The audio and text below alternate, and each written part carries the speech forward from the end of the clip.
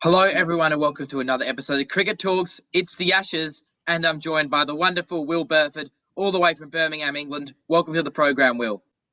Yeah, thank you for having me on Analog. You're welcome anytime, mate. Who do you think's going to win? By how much?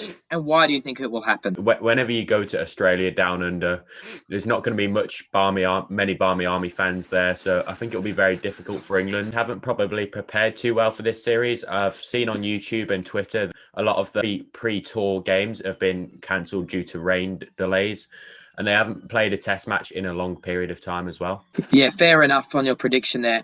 And yeah, we've had a few rain delays and all that. I was going to update on the tour matches, but hands out, they're all rained off. That's how things happen. Okay, we'll have a look at the Australian 11 for the Gabba because they announced it very early. We have Warner and Harris opening the batting, and Marnus Labuschagne at 3, Smith at 4, Head at 5, which is very, very exciting. Cameron Green at 6, and Alex Carey will become the keeper. Very good. And Pat Cummins at 8. The usual Mitchell Starc at 9, Nathan Lyon 10, and Josh Hazlewood 11. What's your thoughts on this side? Yeah, I think it's a very strong side. I was sort of hoping after the T20 World Cup to see Mitch Marsh included in the squad. So it's a shame we're not going to see him in this Test series. But yeah, very strong from the opening batsman to the bowlers as well. Yeah, definitely. And we're just going to look at, Australia. They've already said their team, but England haven't quite. So who do you think's going to play for England, and why do you think they will pick certain players? So my predicted 11 is Burns, Hasib Hamid, Dawid Malan at 3, Joe Root at 4, Johnny Bairstow at 5, Ben Stokes at 6, Joss Buttler at 7, Chris Woakes at 8, Ollie Robinson at 9, Jack Leach at 10, and James Anderson at 11.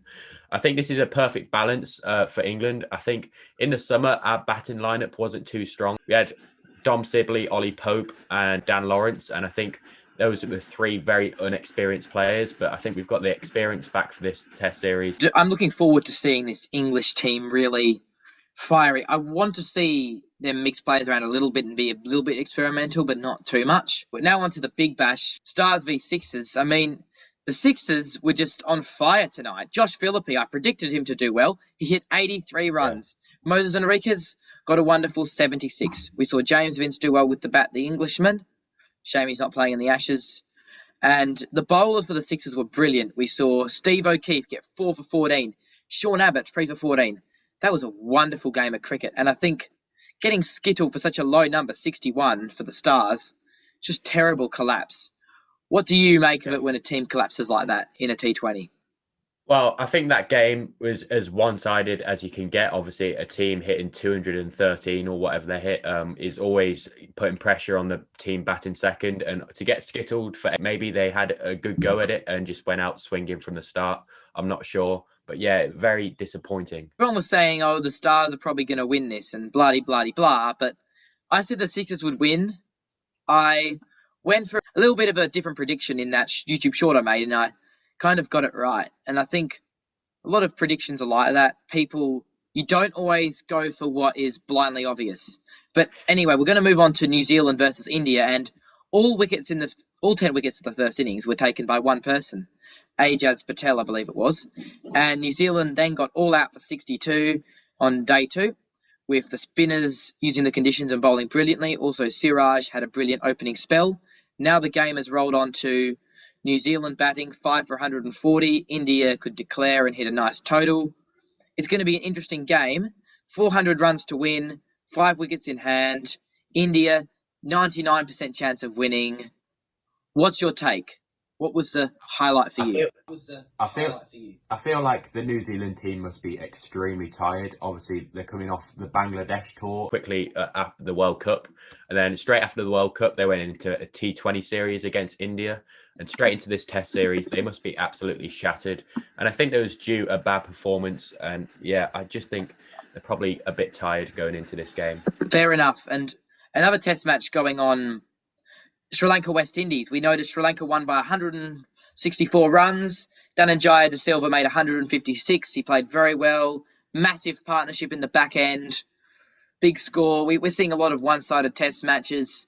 It's those home conditions that are really doing it, aren't they, Will? It's just Latif Embledenia, Ramesh Mendes. It's a similar story almost, bit more of a closer game, that one that happened a few days ago. But honestly, these close games are happening, and they're happening fast. We're seeing Bangladesh, Pakistan, a bit of an interesting game. Scores at the moment at Stumps were 2 for 188 Pakistan across 2 days, which is a bit poor because of all the rain and all that, I believe.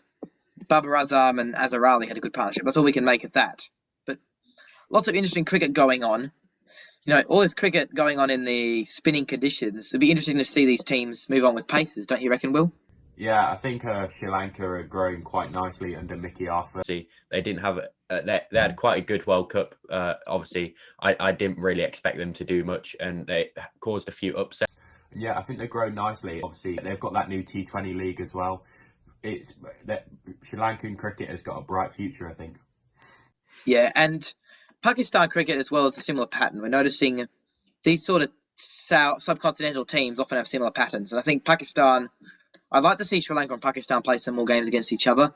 They're always good to watch against each other because they have similar patterns. It's always going to make good games.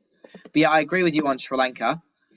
So yeah, I mean, it's the same players performing, and when you have enough good players, you can let the youngsters have a chance. Radio cricket questions, because it's the Ashes. We have to ask the controversial questions, perhaps. Given that families are banned from coming to Perth for the 5th Test of the Ashes, do you think that Perth will end up hosting the 5th Test, or do you think it'll end up elsewhere? I have a feeling that it will probably end up being hosted elsewhere. I think, Perth is a fantastic city. Whenever England go to Perth, they cause a brilliant atmosphere, really get the English players nervous. You've got to think about the players as well, going on a long tour, the England players, a long way from home, and to have to play a test without their family and not being able to see their family for a few weeks, obviously all the isolation. You've got to think about the players, and I don't really think it would be fair to play a test match in Perth if they're having to spend even more time away from their families. It's interesting to hear your perspective, because obviously for Perth the test has already been settled in, but it is a challenge. But is it worth moving it right now? It's if it was a decision now, they would not have it on in Perth. It's just a matter of how do we change it around. There's so many things to factor in, but good answer there. Should we have an Ashes series more often? Be honest with me. We have an Ashes two Ashes series every 4 years, but there's just that feeling of it's not on enough. Everyone wants to see the Ashes. 2013 was known as a great year because they had 2 Ashes series. You think about that. It's not as many exciting teams coming to Australia anymore. There's India, England, and New Zealand, and that's literally all people hype up for. So should we have more Ashes series, would you say? I think if you had the Ashes series more often, it would probably take away the special feeling about an Ashes. And also the cricket schedule is already quite packed at the moment. Obviously, there's an international tournament most years now. You got the new franchise tournaments like the IPL and the Big Bash, which a lot of players around the world go play in now. I also think if we had an Ashes series more often, it would give less time for England to play sides like India, Pakistan, Bangladesh. It wouldn't be fair on the smaller nations either. Yeah. Okay. And next question about cricket, the final one for tonight. Do you think we should use more or less DRS in the game of cricket? I feel like at the moment it's probably perfect, especially for test series. I think, the review system adds a bit more to the game. Obviously, we saw in the 2019 Ashes when Australia used their review and it cost them the game. It's an important thing. You have to get your reviews right. And yeah, I think it adds an exciting aspect to the game. And I feel like if there's too many reviews, I think that, teams would overuse it and there's not much point having umpires on the pitch. Good answer there. And it's been wonderful having you on the podcast, Will. It's been a little bit of a ride of a year, hasn't it? A lot of things have happened. The world has changed, but we're still having this Ashes series on, and I think it's going to be brilliant. The first test, December 8th on Wednesday. I just can't wait. It's going to be a banger of a match in the Gabba. There has been a bit of rain forecasted, the summer thunderstorms that they have in Brisbane. Let's hope it doesn't hit too hard and the game goes ahead quite fluently. That's one good thing about Perth tests. It's never usually rained off. Yeah. Perth averages 1 rainy day a month in summer, and Brisbane averages 8 or 9. So, and same with Sydney and Melbourne. So that's why Perth is very good for a test match.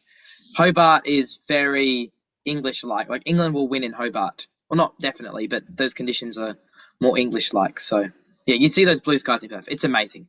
Anyways, thank you for coming on the podcast. It's been an No honour. worries. Don't Thank you forget to for having me on. subscribe to Analog TV and subscribe to Will Burford's channel. You're doing a lot on the Premier League lately, and as well as maybe something on cricket. You never know, but your Premier League stuff's been awesome, and your coverage on the local league football. It's really interesting hearing the stories of local football, and it's also wonderful to have you on talking about cricket because we know you also love this wonderful sport of cricket. Thank you for joining. Thanks for watching. See you guys in the next episode. Bye for now. Enjoy the cricket.